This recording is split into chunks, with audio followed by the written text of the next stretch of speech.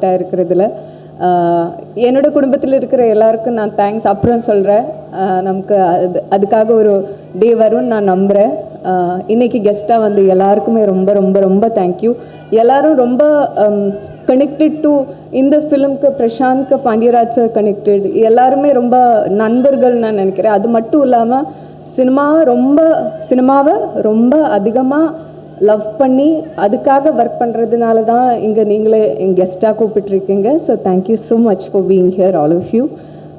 இந்த படத்துக்காக எல்லோரும் நீங்கள் ட்ரெய்லர் பார்த்துட்டு அதை பற்றி பேசும்போது எனக்கு ட்ரெய்லர் பார்த்துட்டு அந்த அழுகை வருது அதெல்லாம் சொல்லும்போது அதுக்கு மட்டும் நான் இப்போ எனக்கு 2 பேரை எனக்கு மென்ஷன் பண்ணோம்.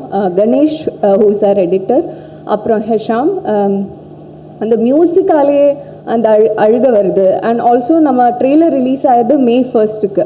ஸோ May 1க்கு நான் யோசிக்கும்போது இன்னும் 16 days இருக்கே, அப்போவே நிறைய தெரிஞ்சிடுமோ இன்னொரு பயம் எனக்கு இருந்தது. நான் யார்கிட்டே சொல்ல. ஆனால் ஒரு ட்ரெய்லர் காமிச்சிட்டு என்ன அந்த படம்னு அவர் சொல்லி கொடுத்தேன்.